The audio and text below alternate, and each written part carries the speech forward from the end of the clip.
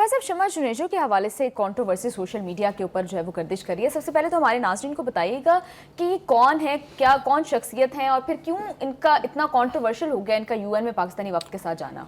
देखिए, एक तो ये वाक़या है जो हुआ है उसकी वजह से ये कंट्रोवर्शियल है जी, और एक उनकी कंट्रोवर्सी की वजह और है, या दूसरे लफ्ज़ों में ये कह लें उनकी वजह शोहरत और है। और वो वजह शोहरत जो है वो बयान करना बहुत ज़रूरी है। वो ये है कि वो ना बहुत इसराइल की और इसराइली कॉजेज़ की उन्होंने बेपनाह मर्तबा अपने सोशल ट्विटर अकाउंट के ऊपर और इवन अदरवाइज़ इसराइल के हक़ में बयानात भी दिए हैं, लॉबिंग भी की है। तो अब आप समझ जाएं, मैं इससे आगे जाना नहीं चाहता हूँ। तो एक तो उनकी वजह शोहरत जो है वो ये है कि वो फ़लस्तीनी कौज़ की दुश्मन है, वो इसराइल की दोस्त हैं। ये तो हो गया एक। दूसरा ये कि मुझे हैरत है इस बात पे कि मैंने कोई कम से कम 100 मरतबा हेड ऑफ स्टेट्स के साथ ट्रैवल किया है, प्राइम मिनिस्टर और प्रेसिडेंट के साथ। इतनी फुल प्रूफ सिक्योरिटी होती है कि उसमें किसी चीज़ का पर भी पेनिट्रेट नहीं कर सकता। यानी ज़ीरो लेवल होता है उसके अंदर, यानी उसकी वायलेशन का। उसमें एक खातून बैठ गई है, वो यूनाइटेड नेशन में भी चली गई है, वो उसी होटल में ठहरी हुई है जिसमें प्राइम मिनिस्टर और का डेलीगेशन ठहरा हुआ है, वो उसी गाड़ी में जा रही है जिसमें वज़ीर दिफा बैठा हुआ है, वो उसी के साथ बैठ के चाय पी रही है, कॉफ़ी पी रही है, और उसके बाद वो वज़ीर दिफा कहता है मैंने तो नहीं पता कौन है। एग्जैक्टली। ये ना ख्वाजा आसिफ साहब को भी मेरे ख्याल से कभी कभी अपनी बेइज्जती करवाने का शौक़ है। ये ना कभी कभी अपनी तरफ से लगता है कि गवर्नमेंट ने खुद उनको डेलिब्रेटली वक्त में शामिल किया है। दो तरीके की बातें हैं, मेरे ख्याल से हमें अब शेयर करनी चाहिए अपने नाज़रीन के साथ।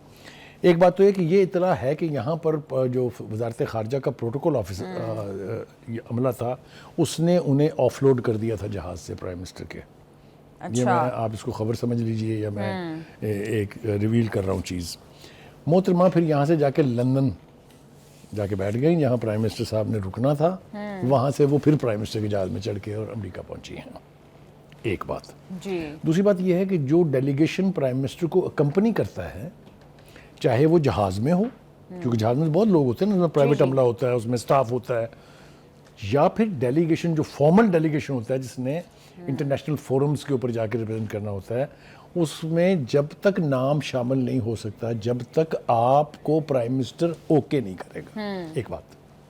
दूसरी बात यह है कि प्राइम मिनिस्टर के ओके करने के बाद फिर जो अक़वाम मुत्तहिदा का परमानेंट मिशन है वहाँ, वो उस लिस्ट को भेजता है यूनाइटेड नेशन में जी, फिर उसका कार्ड बनता है। तो अगर तो ये प्रोसेस सारा हुआ है, क्योंकि उसके अलावा आप यूनाइटेड नेशन में नहीं जा सकते। यूनाइटेड नेशन का प्रोटोकॉल आप तसव्वुर नहीं कर सकते। आपने अगर 9 बजे का इजलास शरीक होना है तो आपको वहाँ 6:30 बजे पहुँचना है। 2-2.5 घंटे का प्रोसेस है वहाँ कार्ड बनवाना, उसके बाद पार्क करना, उसके बाद ऊपर आना, ऊपर सिक्योरिटी चेक से गुजरना। तो कहने का मतलब ये है कि अनलेस यू वर ऑथोराइज्ड, शमा जुनेजो अपनी मर्जी से अंदर जाके नहीं बैठ सकती। जी, लेकिन बुखारी साहब, अब इम्पॉर्टेंट बात यह है कि कोई भी इसकी जिम्मेदारी कबूल नहीं कर रहा, ना तो फॉरेन ऑफिस, ना डिफेंस मिनिस्टर, ना इसहाक डार साहब, ना प्राइम मिनिस्टर ऑफिस, कोई भी इसकी जिम्मेदारी एक्सेप्ट नहीं कर रहा। ये ना करने के साथ आप अपनी नाअहली, आप breach of protocol, breach of security circle, उसका इकरार कर रहे हैं। ये इतनी बड़ी शर्मिंदगी है कि अगर मुल्क से बाहर किसी को पता चले कि फॉरेन ऑफिस, डिफेंस मिनिस्टर, उनको पता ही नहीं है कि बंदा जो है वो आके खातून बैठ गई है पीछे, उनके साथ चाय पी रही है, उन्हें कोई इतराज़ नहीं है, उनके साथ गाड़ी में बैठ के पिछली सीट पर साथ बैठ के जा रहे हैं, उन्हें कोई इतराज़ नहीं है, वो उनके होटल में रह रही है, उसमें कोई इतराज़ नहीं, वो दावा कर रही है मैंने प्राइम मिनिस्टर की स्पीच लिखी है, उन्हें कोई इतराज़ नहीं। तो कैसे कह सकते हैं ये कि हमें नहीं पता ये कौन है? जी, मेरे ख्याल से ये अपने आप को, फॉरेन ऑफिस को और प्राइम मिनिस्टर के प्रोटोकॉल को, तीनों को जलील कर रहे हैं ये कह के कि हमें नहीं पता ये कौन है। ठीक है बुखारी साहब, ये तो वो खातून है जिन्हें प्रेसिडेंशियल अवार्ड मिला हुआ है। देखिए, मैंने आपसे कहा कि उसकी कंट्रोवर्शियल की बेबना वजूहात हैं।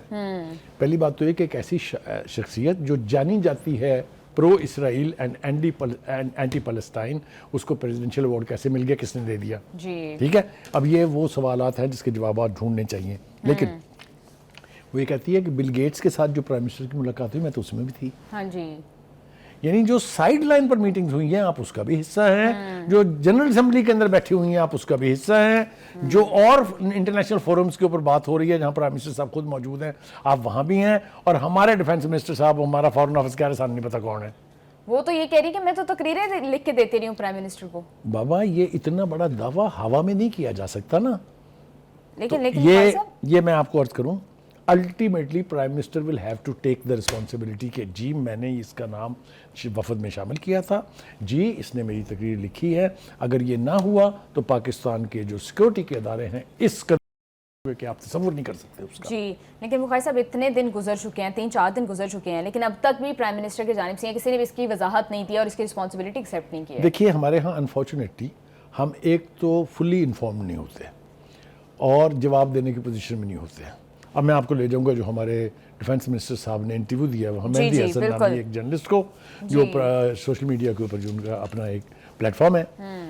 یار خدا کے واسطے آپ نہ جاتے، اگر آپ نے وہاں جا کے وہ یہ کرنا تھا تو آپ بہتر ہے کہ نہ جائیں. اس سے پہلے we had a bad experience of Ishaq Dar صاحب گوئنگ ٹو ہارٹ ٹاک، اور جو اس ہارٹ ٹاک کے ہوسٹ نے اشر کیا تھا ان کا وہ بھی آپ کے سامنے ہے. مطلب یہ کہ انٹرنیشنل فورمز کے لیے اگر آپ پریپیئرڈ نہیں ہیں آپ جاتے کیوں ہیں؟ اچھا اب وہاں سوال ایسے پوچھے گئے ہیں جو آپ کے بیانات کی روشنی میں ہیں. آپ نے فرما دیا ہمارے ملک میں ہائیبریڈ سسٹم ہے. بھئی اب لوگ پوچھیں گے نا بھائی صاحب ذرا بیان کرو نا وہاں اتھارٹی کس کے پاس ہے، جی کون ہے؟ اور انہوں نے یہ بھی پوچھا کہ اگر آپ کے اور عسکری قیادت کے بیچ کسی ایک بات کے اوپر اختلاف رائے ہو جائے تو کس کی چلے گی؟ تو بھائی یہ بیستی آپ نے خود کرائی نہ جا کے وہاں. آپ نہ جائیں نا اگر آپ پریپیئرڈ نہیں ہیں. جی اگر آپ نے ہائیبریڈ کا لفظ استعمال کیا ہے اور آپ کے اس کی کنوٹیشن کا نہیں پتا تو قصور آپ کا ہے نا. بالکل کلیئر لائنز پتہ ہونی چاہیے کہ ہائیبریڈ سسٹم ہے کیا، پاکستان میں کس طرح سے امپلیمنٹڈ ہے، تاکہ آپ اس طرح کے فورمز پہ جا کے جواب دے سکیں. ہاں میں نے کہا نا کہ یہ آپ کو شوق جو ہے نا انٹرنیشنل فورمز پہ جانے کا اور اپنی شان بڑھانے کا، اس کے لیے یہ ضروری ہے کہ آپ ہوم ورک کریں. جی آپ جس موضوع کے لیے بات کرنے کے لیے جا رہے ہیں اس کے جواز آپ کے پاس ہونے چاہیے.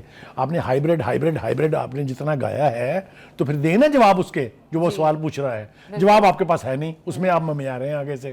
تو پھر یہ تو ہوگا، یہ بےزتی کروانے کا شوق پتہ نہیں کیوں ہوتا ہے ہمارے. اور بخاری صاحب اگر ان کے پاس نہیں تھی ایکسپرٹیز تو وہ کسی ڈپلومیٹ کو بھیج سکتے تھے اپنی جگہ پر کہ وہ انٹرویو ان دیتے. کو پہلی بات تو یہ ہے کہ انکار کر دینا چاہیے تھا. دیکھیں اور کتنے ملکوں کے لوگ وہاں گئے ہوئے ہیں. جی آپ نے سنا کسی ملک کے ساتھ اس طرح کی ہوئی ہو؟ بیکاز میں نے یونائٹڈ نیشن کو کور کیا ہوا ہے. میں نے اس کے 9 اجلاس جو ہیں یہ 9/11 کے بعد جو ہوتے ہیں وہ کور کیے ہیں. وہاں جو فورن ڈیلیگیٹ ہوتے ہیں وہ اتنے کیئرفل ہوتے ہیں, they don't talk to journalists unless there is a formal press conference in the press room. جی یہ جو شوق شہادت ہے نا, یہ جو جسے موقع ملے ہوتے اپنا لچ تل دو, تو یہ لچ تلنے والوں کے ساتھ پھر یہی ہوتا ہے. جی بخاری صاحب بالکل ٹھیک کہہ رہے ہیں.